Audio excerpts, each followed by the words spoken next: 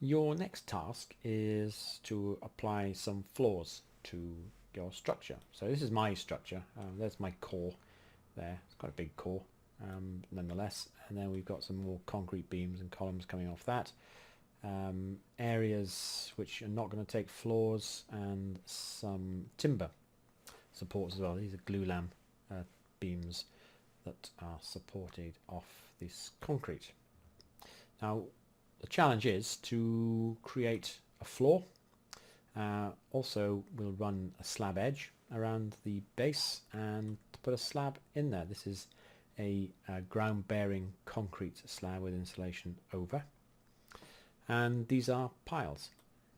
So all of these things are available from the Revit family menu.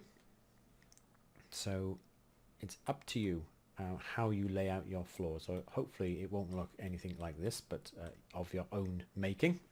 There's enough combinations for all people to come up with something slightly different, but the principle is exactly the same for all of this. So I'm going to use my column and beam layout to go through the process of adding some floors to the project. Now again, I'm not going to add all the floors.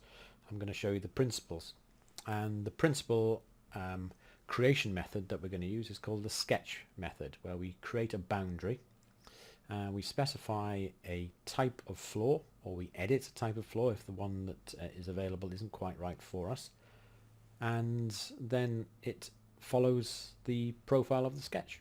Now the slab edge, which is one of these things, is slightly different in so much as it is just a profile that has material applied to it, and that profile then will follow the perimeter of a slab. And again, you've got some controls as to whether you offset it vertically or horizontally, again in relation to the slab edge. One more thing, if you don't get the perimeter quite right, then you can select it and edit the boundary, and it boils down to this pink line. That's pretty much all that we have to contend with, and the pink line then gets made up of this makeup. Okay, if I just click on the edit type, I don't know whether I can get into this, it looks like I can. So the structure of the floor that we've got here, the ground bearing concrete floor, click on the edit button, this is what it's made up of. So you've got a sand cement screed 65mm thick on top, you've got the vapor retarder and the rigid insulation for 90mm, then you've got your core boundary. This will connect up to any other cores for walls, structural cores if you want it to. And then below that you've got some damp proof membranes, you've got some sand blinding, and you've got a hardcore layer of 150mm. So all of that creates a floor that is 480mm thick and has a thermal mass of 27.7 kilojoules per degree Kelvin, and your resistance is 2.9022 meters square Kelvin watt. Okay, so that's what you got for your floor, all defined by this simple boundary. Some other rules that come in. So again, this floor has a level and an offset value that you could have. It's room bounding again, so it means that it's going to define a room space. If you wanted to put one in that didn't have a wall associated to it, but you wanted to define a volume, then again the perimeter of the wall is going to define that for you. So I'm going to close out of this. So I'm in the middle of editing, but I don't want to finish off the edit, so I'm going to click on the red cross, and I'll go over to the columns and beams. This is my version. I'll just go into the 3D view. So this is one without the floors, and we'll go and add some floors to this. So one of the first things I'm going to consider is the structural supports, the foundations for these columns, because at the moment they are just sitting floating in air. We haven't added any sort of topography to it yet, but we'll be putting that in a bit. It's a fairly flat site, so I'm not too concerned about the cut and fill options. So I'll go to my ground floor, and we can see the column positions of these, and this is my structural core of 3 by 3, so 1 2 3 by 1 2 3. So this is where the main weight of the building is going, and then we've got the sort of secondary sort of structures coming off that, and this bit down here is the timber frame section, which I would envisage would be some sort of entrance area, possibly an outdoor-indoor bit, but again, all of that is not to be considered for the final design. It's just concentrating on a few key aspects of the software. That's really what we're looking at doing. So I come to the structure tab and I look at foundations, and we go for isolated foundations because they're going to be sitting in isolation. So we're not looking at putting a structural foundation slab in or a structural floor edge. We will be putting a floor edge in later, but we're going for this isolated option. And we see that we've got a pile cap sitting there. Now a pile cap with 2 piles and a pile cap with 4 piles. You won't get these. This is because I've already preloaded them into the system. So you would have to go to load family, and you would be looking at structural foundations. So again, structural foundations, double click those, and then you've got pile caps, which are just the tops of the piles, and then you've got pile caps with pile values on them. So again, it doesn't have to be this, but again, it's a method of applying some support for it. Let's assume the ground isn't so good, and so these things have to come down into it and support our columns. So I'll just cancel out of that because I've loaded mine up already, and I'll select the 4 pile cap. Don't click on this bit, just click on this bit here, standard, and that gives me the center point of that. Now I have got offset values, moves with grids, yes, and then we've got all sorts of different concrete stuff, and it's going at level 0 ground. So I can click on this, and I could also use the grids method as well if I wanted to, but I'll just go in and put a few in. So that one there, and we get a warning coming up: an attached structural foundation will be moved to the bottom of the column. So that's fine. So I'll do that for each of these. Make sure it's at the center point.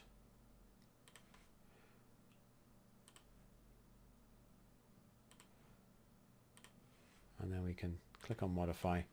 Just take a look at what we've got. So we've got these rather chunky pile caps sitting underneath the main structural element. Now if I wanted to adjust the length of the pile, then that comes into the sort of edit option. So if I click on edit type, we get a whole host of different types of parameters that we can control. I think the pile length was 6 meters, so let's say I didn't want it to be 6 meters. 500 would have been suitable, and then apply that. Okay, that. The reason they've all come up is simply because they're all the same type. I'm not affecting just an individual column here. I'm affecting all of them because they're all called the same thing. So even if I selected 3 of them, they're all called pile cap 4 square pile standard. If I wanted to change one of these to something different, then I could edit type and duplicate, and then I could duplicate it and call it something else, and then just have a slightly longer extension for that. Okay, so I'm not going to do that because we'll be explaining some of this stuff in class, and it is your responsibility to be in class. So I'm just covering some of the basic bits and pieces as a reminder. So pile caps and type properties of the foundations.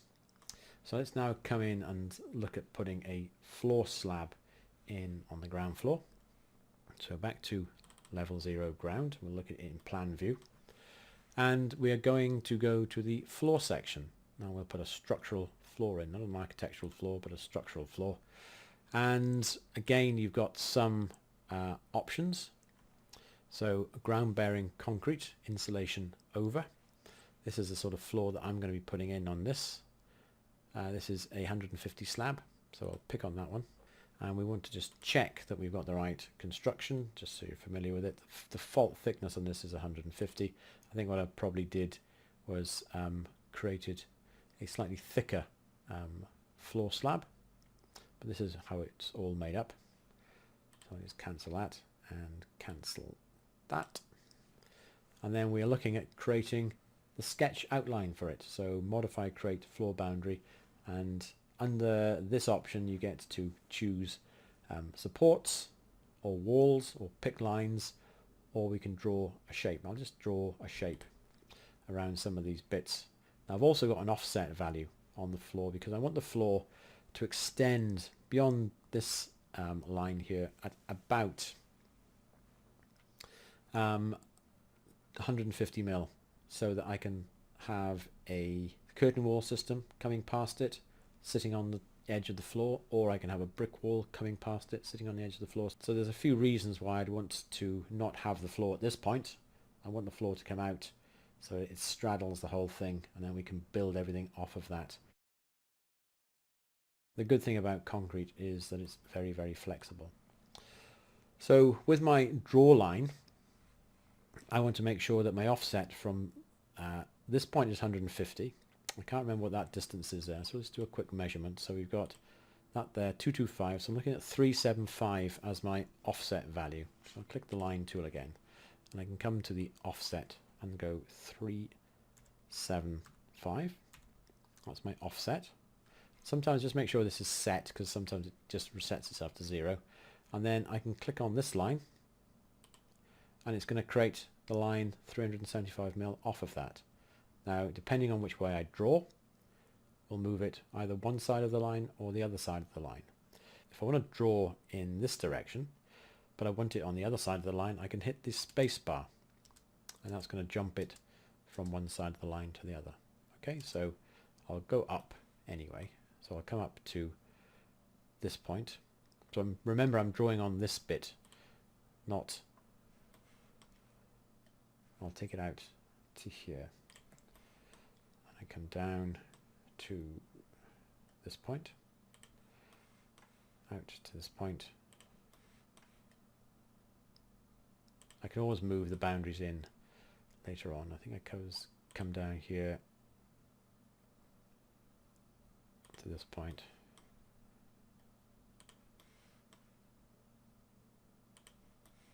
And then back to that point. Now, corners have joined up nicely. Sometimes they don't.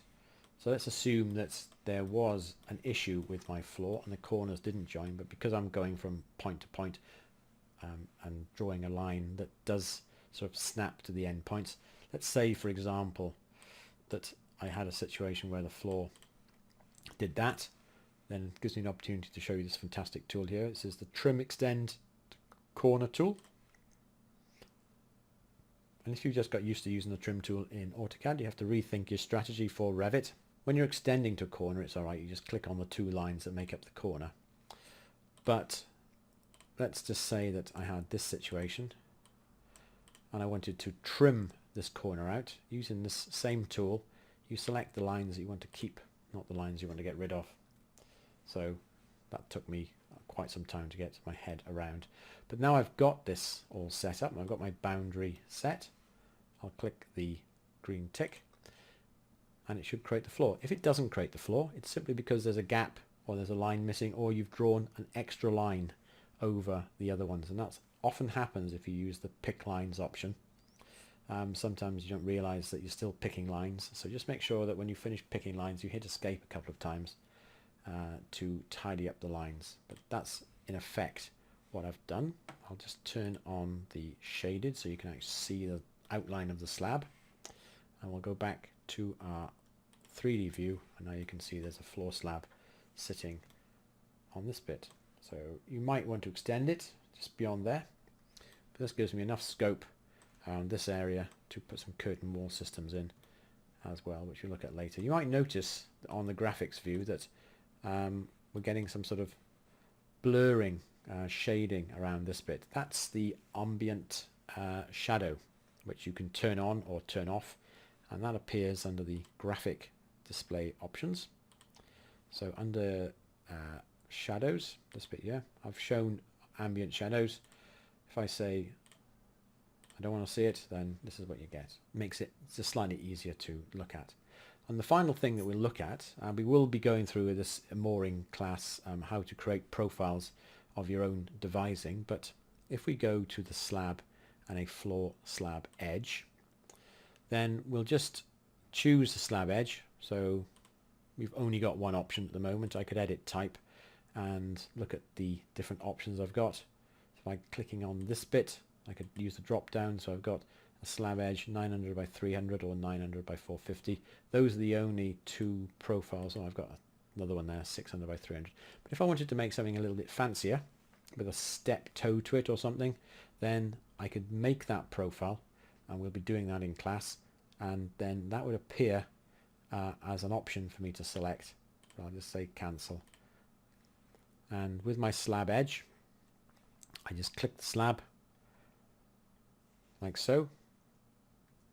If I hit the tab key, it'll select a chain of lines, so that's a really useful trick as well. So I'll show you, it's a bit clearer if I go back to hidden line, so it's all white. If I select that edge there and then hit the tab key, notice it's picked up that whole perimeter. Then I just click and it tells me that the slab edge is completely inside the other. So I'll say OK to that. I'm happy with that. Now you can't see the slab edge, but you can if I hover over it.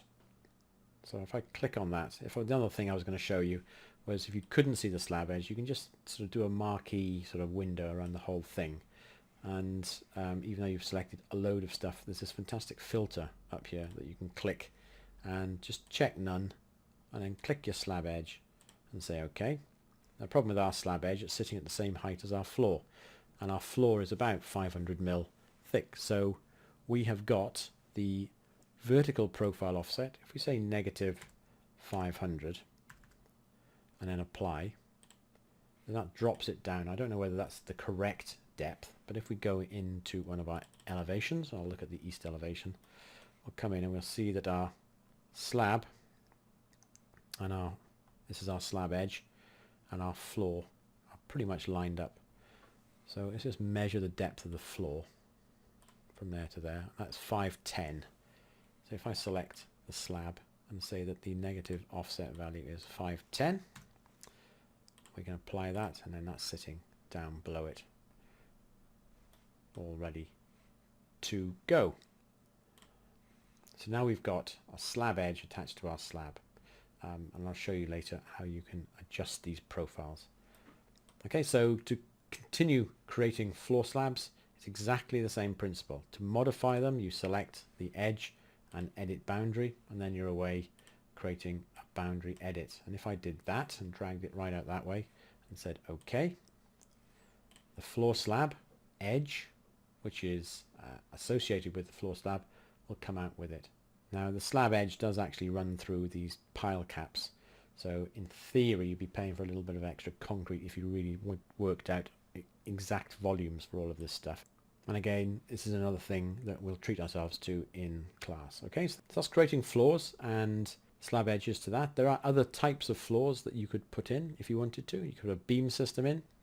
Under the floors, this floor structural, you've got these things. You've got a chorus type floor, which is permanent shuttered and then concrete poured over it. You've got a beam and block type system for a suspended ground floor or upper floor. So again, lots of different types of floor system to put in. I will leave that to you to decide, but I want to see some floors at the ground first and the second levels.